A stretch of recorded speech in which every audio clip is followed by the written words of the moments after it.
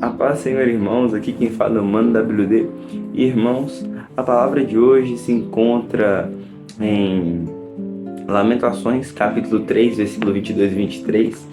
E vamos lá, irmãos, essa palavra é uma palavra muito forte, é algo muito... Deus queima nos nossos corações e Ele nos chama a conhecer mais da sua palavra. Então hoje aqui em Lamentações, capítulo 22, versículo 20, Lamentações, capítulo 3, versículo 22 e 23, nós vamos comentar um pouco sobre esse livro. E assim diz a palavra do Senhor: as misericórdias do Senhor. Antes, o mais importante, antes da gente ler, vamos orar, agradecendo ao Senhor por essa rica oportunidade de estarmos diante da sua presença e estarmos vivos, né? Mais um dia. Senhor, meu Deus e Pai, Senhor, eu te agradeço pela vida, eu te agradeço por tudo que o Senhor tem feito e pelas suas misericórdias. Pai, eu peço que, eu não sei, Pai, as dores que qualquer pessoa que possa estar vendo esse vídeo esteja sentindo, ó Deus, mas eu peço, demonstra sua misericórdia para conosco, Pai. Muitas vezes somos infiéis, Pai, com o Senhor, muitas vezes não estamos dispostos a passar pelo desconforto que é o ID, que é o espalhar a palavra. Mas nos ajuda, Pai, a escolher mesmo no desconforto e saber que o Senhor está contigo, está conosco. Nós te louvamos e te agradecemos pela tua palavra. Fica conosco e nos ensina um pouco mais. Em nome de Jesus, nosso Deus e Pai. Amém. Amém. Então, irmãos, a palavra se encontra em Lamentações, capítulo 3, versículo 22 e 23, que diz assim: as misericórdias do Senhor são a causa de não sermos consumidos, porque as suas misericórdias não têm fim, renovam-se a cada amanhecer, grande é a tua fidelidade. Eu queria decorrer ao longo desse texto, e é o que? As misericórdias do Senhor não têm fim. É muito bom a gente saber que nós temos um Pai, nós temos um Deus que nos ama, que cuida de nós, que se preocupa. Porque ainda que, não sei, talvez você não tenha o seu pai aqui da terra, né? Um dos seus pais, ou um pai ou uma mãe, mas o Senhor, Ele é contigo. O Senhor está com você. O Senhor é o seu Deus. Lembra que Davi, em Salmos 23, ele toma posse. É como se tomasse posse do Senhor. Ele fala: o Senhor é o meu pastor e nada me faltará. Então, eu queria te dizer que para você que acha que acabou, que acha que pecou demais, que errou, caiu muitas vezes no pecado, voltou, falou para Deus que iria abandonar tal vício, tal coisa, e ficou um tempo sem, e depois caiu, eu quero que você saiba que a misericórdia do Senhor, ela se renova a cada manhã. A cada manhã, eu pego o exemplo, esse céu que tá lindo aqui atrás, porque todo dia que eu venho aqui para fora nessa laje, venho ler, eu olho pro sol, porque eu moro em Minas Gerais, né, gente? Então eu sou mineiro. E aí eu olho e ali tem um monte ali atrás. Lá atrás é um monte. É uma colina, né? Que ela é assim, ela meio que desce e sobe assim. Aí o sol nasce entre elas assim mesmo. E aí é algo muito lindo, muito bonito. Eu tenho vista panorâmica do sol. E aí ele nasce assim, ele vai iluminando o céu aqui atrás, tudo vai pintando, tudo de laranja, meio amarelado, alguns dias fica vermelho, e aí vem aqui, pega aqui fora tudo aqui de amarelo, nossa, que coisa linda. Aí eu lembro dessa palavra: as misericórdias do Senhor são a causa de não sermos consumidos, porque as suas misericórdias não têm fim, renovam-se a cada amanhecer, grande é a tua fidelidade. E muitas vezes nós somos infiéis com Deus. Muitas vezes nós erramos para com Deus e pensamos: tá tudo bem, qual que é o problema? Só que Deus, Ele nos convida ao arrependimento. A misericórdia do Senhor se renovar não significa que a gente tem que permanecer no pecado. Porque Paulo, ele chega até a falar: continuaremos nós a pecar para que a graça abunde ainda mais, que a graça cresça ainda mais? Pelo contrário. Não, nós não devemos pecar uma vida de pecado, nós não devemos ficar ruminando o pecado, eu vou pecar aqui para a graça de Deus aumentar, porque eu peço perdão e fica nessa. Não, nós não devemos ser assim. Nós devemos ser pessoas que buscam o Senhor, que vivem em santidade. Porque eu queria abrir aqui até em Daniel, porque isso aqui, gente, é algo que não tem como brincar. A graça do Senhor se renovar na sua vida não significa que nós devemos viver uma vida de pecado. E olha o que fala lá em Daniel, se eu não me engano, um pouquinho mais para cá. Aqui, ó. Oséias, Daniel, aqui, ó. Daniel capítulo 5, eu vou resumir um pouco a história, porque é grande. E era o que? O rei Beltesazar, ele era neto do rei do Nabucodonosor, né? O mesmo rei que jogou Sadraque, Mesaque e Abednego na cova dos leões, não, na fornalha de fogo ardente, e lá apareceu o quarto homem, o quarto anjo do Senhor, que estava lá com eles, e aí ele fica, eu não joguei 3 pessoas, ele tem 4, como assim? Então, Beltesazar era o homem que nós vamos contar a história rapidamente aqui, ele era neto de Nabucodonosor. Então, o que acontece? A Bíblia se refere a ele como o pai de Beltesazar, mas ele na verdade era avô, porque o pai de Beltesazar era um rei que, se eu não me engano, tinha se mudado, viajado para outro país, alguma coisa assim. E aí, olha o que acontece. Esse Beltesazar, ele estava fazendo o que acontece? Ele estava fazendo uma festa.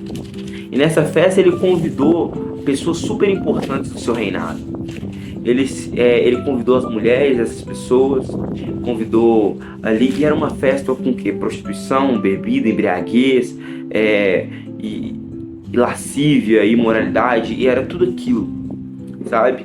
E ele convida essas pessoas, está fazendo aquilo tudo. E já que Nabucodonosor, seu avô, já tinha derrotado Israel e tinha destruído o templo que Salomão, filho de Davi, tinha edificado, e trouxe os tesouros da casa do Senhor para a Babilônia, esse Beltesazar, ele fala, ele dá ordem aos seus servos aqui: pega lá as obras, pega aqueles copos lá que os hebreus fizeram pro Deus deles, caçoando, e pega aqueles copos de ouro, de prata, e traz aqui, porque nós vamos beber neles. E aí eles trazem diante de Beltesazar, eles bebem aquilo, e ali aparece a mão do Senhor, uma mão humana, escreve na parede essa seguinte palavra aqui: Mene, Mene, Tekel, Parsim. Mene, Mene, Tekel e Parsim, que em hebreu aí ele não sabe o que é aquilo. Ele fala: o que está acontecendo, o que é isso? E ele ficou perturbado, porque ele viu uma mão escrever no reino, né? Na parede. Imagina uma mão, começa a flutuar e escreve Mene, Mene, Tekel, Parsim na parede do seu quarto. Você ia ficar perturbado. E aí ele chama os adivinhos do reino, ninguém consegue identificar o que é. E aí ele chama Daniel, porque uma moça, uma mulher do reino dele, fala que tem um homem que é muito sábio, que o nome dele é Daniel, que o avô dele, o Nabucodonosor, o avô de Beltesazar, tinha dado até o nome dele de... tinha dado até o nome do próprio neto, Beltesazar, para ele, que é Belt, é um nome de um deus em hebraico, na língua dos babilônicos. E ali o que acontece?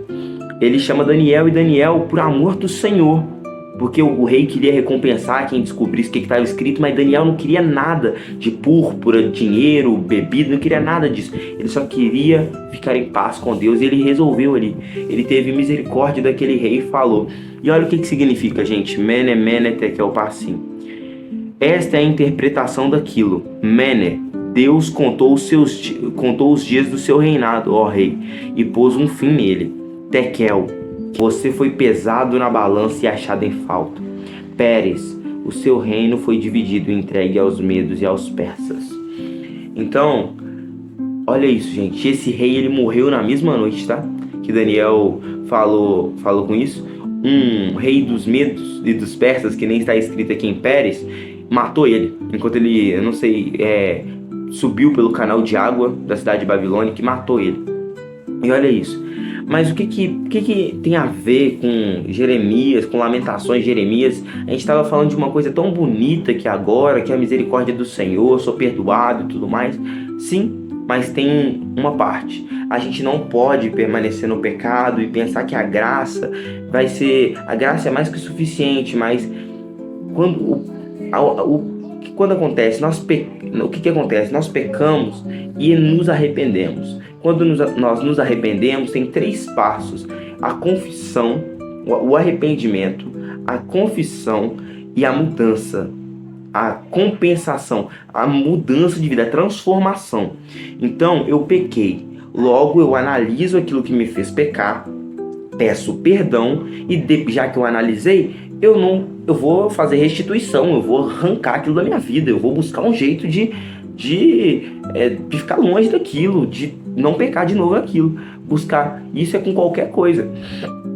E esse espaço vazio que sobra dessa coisa que eu tirei, eu vou preencher com a palavra, oração e buscar o Senhor. Só que quando a gente não faz isso e pensa, é só eu pedir perdão que a graça de Deus vai pegar e se derramar sobre mim, e aí eu posso continuar a vida de pecado, depois é só pedir perdão, olha e tome muito cuidado. Porque esse tekel aqui, que eu quero trazer para o coração de vocês, que diz assim: tekel, você foi pesado na balança e achado em falta. Irmãos, Cristo está perto de voltar. Jesus está perto de voltar, está próximo. Não brinque com a sua salvação, não brinque de ser cristão. O diabo não brinca de ser diabo e Deus não brinca de ser Deus. Então que você também não brinque de ser cristão. Tekel significa você foi pesado na balança e achado em falta. Se no dia que Jesus voltar, ou no dia que você morrer, você for encontrado, você for pesado na balança e encontrado em falta, ai de você, meu irmão. Ai de mim se isso acontecer. Ai de qualquer um de nós. Porque nós que tivemos um encontro com Cristo, estamos em todo momento sofrendo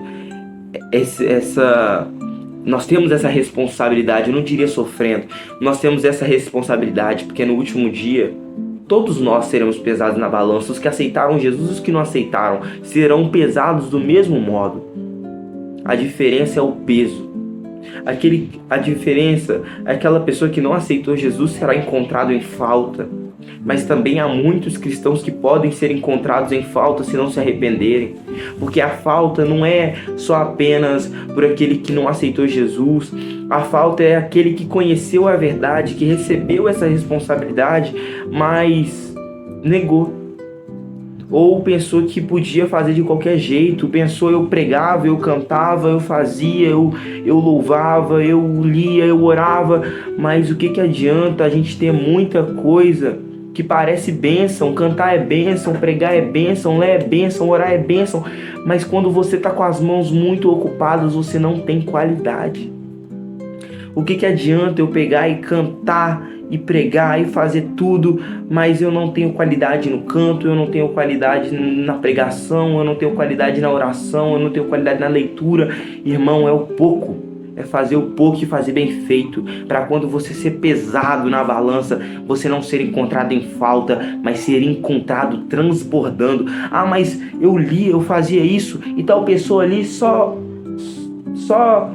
servia em uma coisa no ministério, eu fazia 3, eu fazia 5. Por quê? Porque eu não fui, mas ele foi. Mas porque aquela pessoa investiu naquilo e teve qualidade. Aquela pessoa investiu no propósito de Deus. E como estamos nós? Será que se Jesus pedir conta das nossas almas hoje, como estaremos? Será que seremos pesados na balança e encontrados em falta? Ou será que estaremos prontos para encontrar-nos e ver o rosto do nosso amado como ele verdadeiramente é? E Deus falou isso comigo. Deus falou isso dentro da minha casa, dentro da minha família. Uma palavra para mim de tentar carregar muitas coisas, mas não fazer nada com qualidade. Então, essa era a palavra que eu queria trazer, que nós possamos realmente investir na palavra do Senhor, investir um pouco, mas com qualidade. Faça o seu melhor para Deus. Faça pouco, mas faça o melhor, porque grandes coisas o Senhor quer fazer. Então, irmãos, essa é a palavra, e que Jesus abençoe. E aqui quem se despede de vocês é o Mano WD. Fiquem com Deus.